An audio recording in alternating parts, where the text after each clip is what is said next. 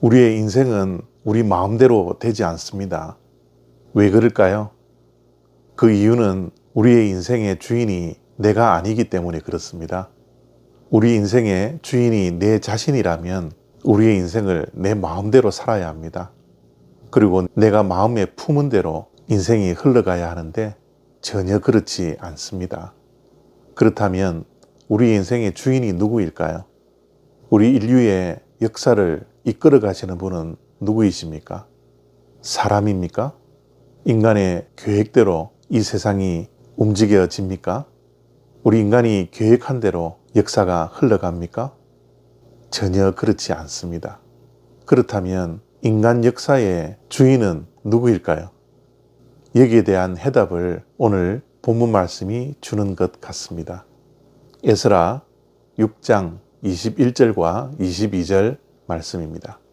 사로잡혔다가 돌아온 이스라엘 자손과 자기 땅에 사는 이방 사람의 더러운 것으로부터 스스로를 구별한 모든 이스라엘 사람들에게 속하여 이스라엘의 하나님 여호와를 찾는 자들이 다 먹고 즐거움으로 이레 동안 무교제를 지켰으니 이는 여호와께서 그들을 즐겁게 하시고 또 아수르 왕의 마음을 그들에게로 돌려 이스라엘의 하나님이신 하나님의 성전 건축하는 손을 힘있게 하도록 하셨음이었더라.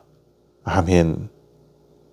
성전 재건축이 중단된 지 14년 만에 성전 재건을 다시 시작했고 많은 우여곡절이 있었지만 오늘 본문에 이르러 성전 재건축이 끝나게 되었습니다. 그리고 나서 즐겁게 성전 봉헌식을 하나님께 올려드립니다. 그리고 일주일 동안 즐겁게 유월절을 지키게 되었던 것입니다. 그런데 오늘 말씀은 왜 남유다 백성이 성전 재건축을 끝내게 되었고 어떻게 해서 그들이 즐겁게 유월절을 지켰는지에 대한 이유를 말씀하고 있습니다. 왜 그렇게 되었죠? 바로 눈에 보이지 않는 하나님의 손길이 있었기 때문입니다. 여호와 하나님께서 그들의 마음을 즐겁게 하셨기 때문에 그들이 즐겁게 되었습니다. 하나님의 성전을 끝내게 된 것도 하나님께서 왕들의 마음을 돌이키셔서 성전 건축하는 유대인들의 손을 힘있게 하셨기 때문이라고 오늘 말씀은 분명히 눈에 보이지 않는 하나님의 손길을 말씀하고 있는 것입니다. 이것이 바로 하나님의 섭리죠. 바사왕 고레스의 마음을 하나님께서 움직여 주셨고 다리오 왕을 하나님께서 준비시켰고 선지자 학개와 스가랴에게 하나님께서 말씀을 주셔서 예언케 하시고 그 예언을 듣고 수룹바벨과 예수아가 일어나 그 예언에 순종하게 하신 것도 다 하나님이셨습니다. 보이지 않는 하나님의 손길이 성전 재건축을 완성하게 하셨던 것이죠. 그 모든 과정에 보이지 않는 하나님의 손이 도우셨고 임하셨음을 우리가 확인하게 됩니다. 우리 믿는 자들에게 섭리신앙이라는 것이 너무나 중요합니다.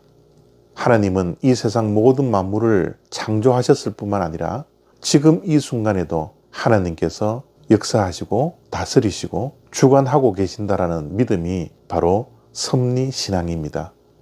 우리의 삶의 순간순간을 하나님께서 섭리하고 계심을 믿습니까? 우리 인간의 역사를 다스리시고 주관하시는 분이 하나님이라는 사실을 믿습니까? 이러한 하나님의 섭리에 대한 믿음이 우리들에게 있을 때 고난 중에서도 감사할 수 있습니다. 내 마음대로 내 계획대로 되지 않는다고 해서 짜증나는 것이 아니라 화가 나는 것이 아니라 하나님의 섭리를 믿기 때문에 오히려 더 감사할 수 있고 하나님의 계획과 하나님의 뜻을 알기 위해서 우리는 하나님을 바라볼 수 있습니다. 우리가 믿는 하나님은 선하신 분이십니다. 하나님은 선한 목자가 되어서 우리를 푸른 초장으로 늘 인도해 나가십니다.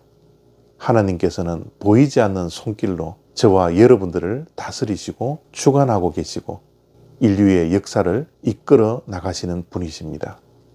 오늘도 하나님의 보이지 않는 섭리의 손길을 바라보면서 선하신 주님 따라 감사하며 살 수 있는 복된 하루가 되시기를 바랍니다. 감사합니다.